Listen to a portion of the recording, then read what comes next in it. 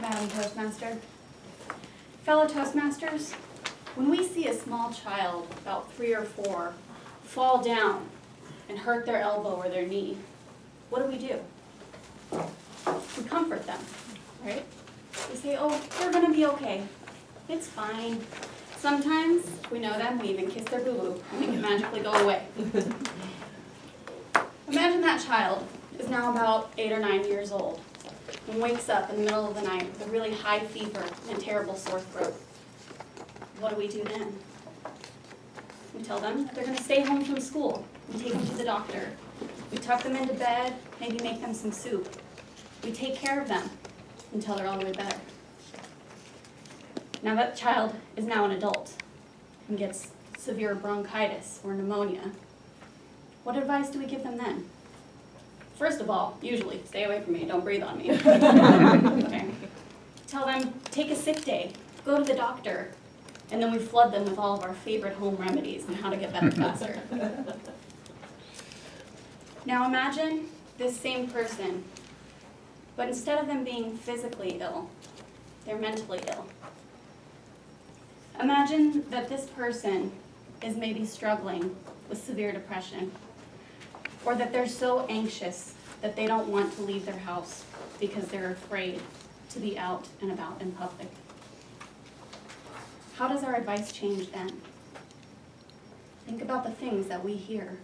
Oh, you'll get better. Everyone's sad sometimes. Don't worry, I get anxious too. Just suck it up. You'll be fine.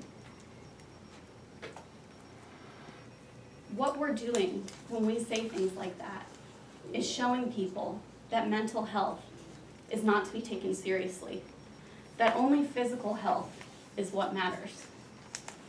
And this is a serious problem. In a study done in 2013, over 18% of American adults reported struggling with some form of mental illness.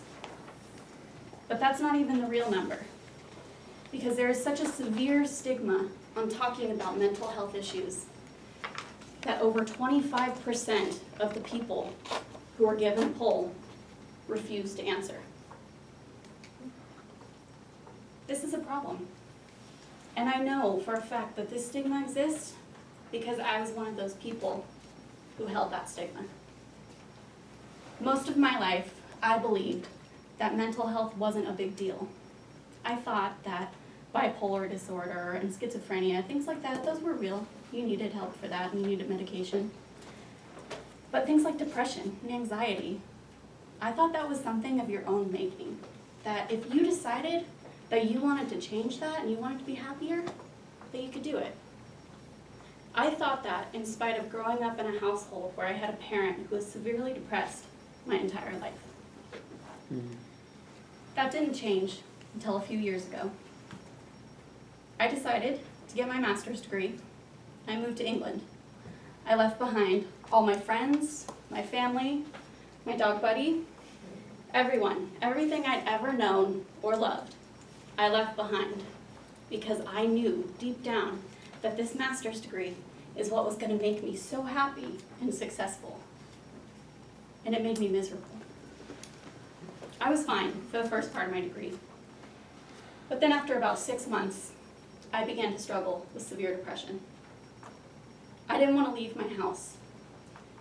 It was a struggle to get out of bed. And when I would finally force myself to get out, I didn't want to talk to anybody.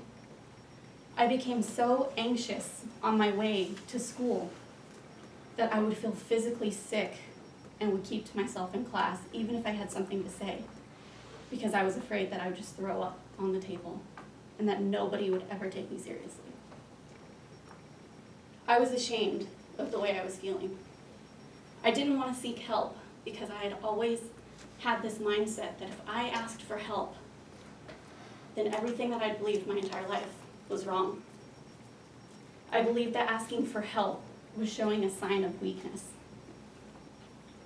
And it took a lot of work and a lot of courage, but I finally sought help. Not from friends or family. People I knew and loved had no idea. But I finally went and spoke to a counselor, a complete stranger. and it was one of the best choices I'd ever made. Being able to talk about it to somebody made me realize that I wasn't alone, and that I was able to get some strategies to help me work on this.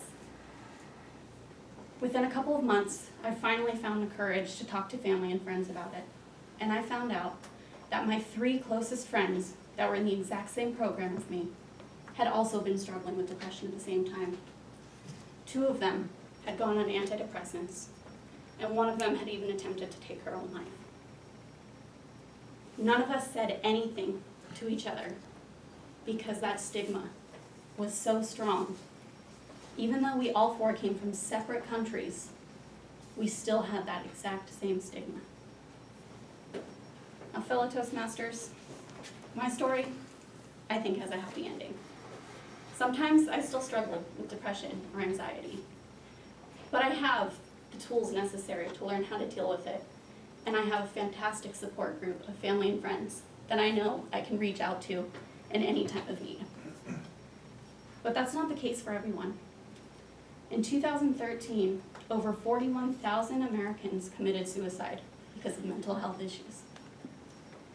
And even more recently, in the last 3 weeks, 3 lone gunmen who have had history of mental illness problems committed horrible atrocities and were eventually gunned down by authorities. I don't know if these lives could have been saved or changed if they had somebody to reach out to. We never really know until we try. So fellow Toastmasters, today, I'm reaching out to all of you to tell you it's okay to ask for help. It's okay to talk about mental health.